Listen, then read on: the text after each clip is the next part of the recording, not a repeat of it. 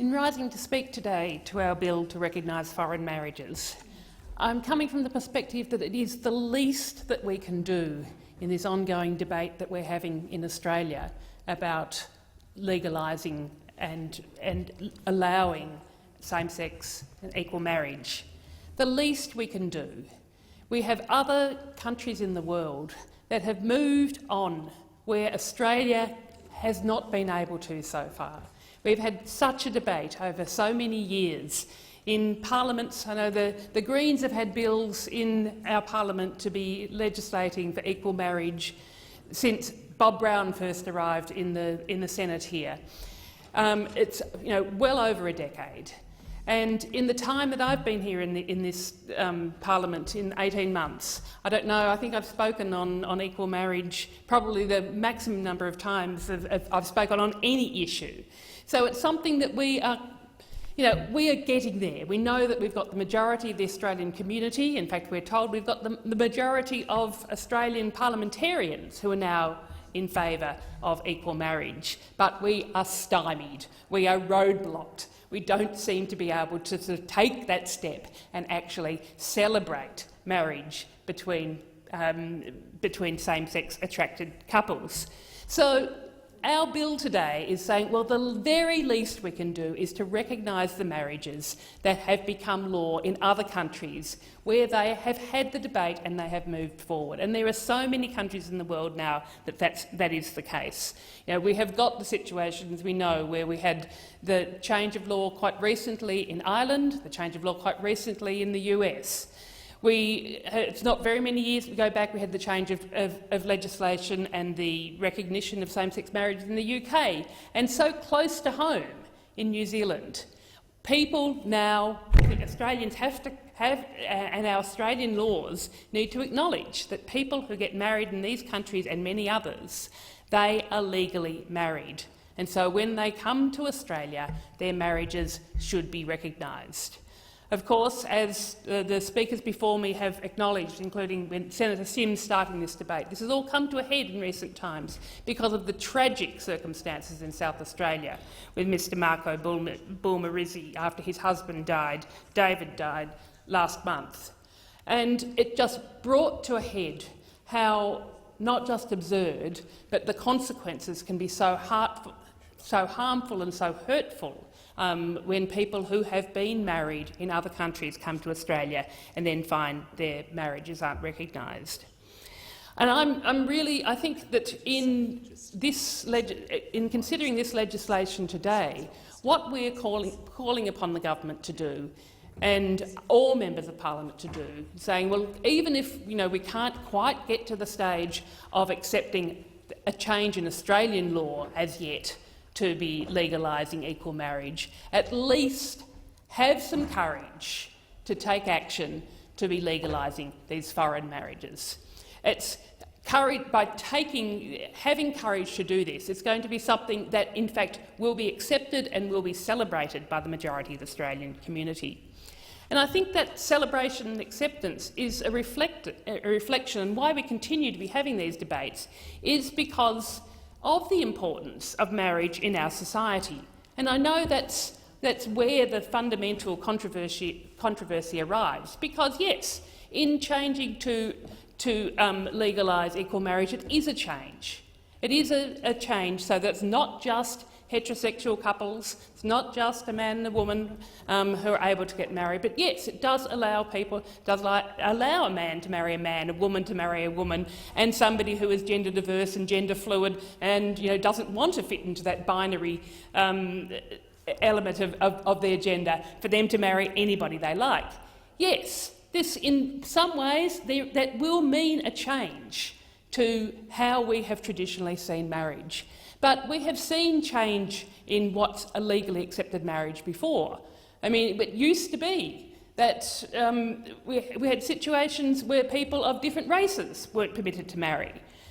I think in accepting that marriage is changing is accepting that, yes, our society changes, and it's accepting that, that there are couples in Australia who deeply love each other, who want to make that deeply personal commitment and that but also a public commitment of their love and their commitment to each other. They want that to be legalised.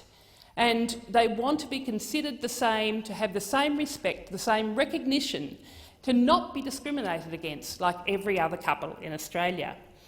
I've got, of course, personal experience of this, which I have spoken about before. I was married in 1986. In fact, my wife Penny and myself are going to be celebrating our 30th wedding anniversary next month. When we married in 1986, we got married in a church, and it was a lovely wedding, and it was just being part of society's celebration of wedding, celebration of marriage, celebration of the institution of marriage, so that deeply personal and public celebration, and totally non-controversial. But then Penny, after a number of years of marriage, acknowledging that she was transgendered and has changed her gender. She is now Penny, she was Peter then back in 1986. And suddenly at that stage we were then in the situation of we were the same two people. We still loved each other, but suddenly our marriage was not considered the same as it had been for the previous 16 years. And why should it be so? We were the same people, we still loved each other. The fact that Penny was transgendered, that she had changed from being Peter to Penny, suddenly put us in this situation where it was a controversial thing. And it shouldn't be so. And the basic reason why it shouldn't be so is because we just need as a society to acknowledge that we're not just all heterosexual people. And that is the fundamental thing that our society is still coming to terms with. We're still discriminating against same-sex attracted people. We are still discriminating against people who are transgendered or gender fluid or gender diverse. And what in this debate and the other marriage debates we need to come to terms with is to recognise that we are diverse. We have got this great diversity of sexuality and gender identity, and that there shouldn't be discrimination. We should all be celebrated and all be accepted and loved for who we are. I mean, Penny's and my marriage is still controversial in that if Penny was to change her birth certificate, that we would have to get divorced. This is a ridiculous situation. And it's totally illogical. Penny has decided that no, she's not going to do that. She's not going to change her birth certificate because we want to stay married. But we need to be changing our legislation so these completely ridiculous, old-fashioned, outdated notions of who is able to be married disappear. So I think where we're at now in our Australian society, and in recognising that not everyone is heterosexual, that everybody, regardless of who they are, regardless of their gender and their sexuality, needs to be able to be married, really comes to a head in this sort of legislative change that's needed to actually bring our legislation to catch up with where the Australian community is.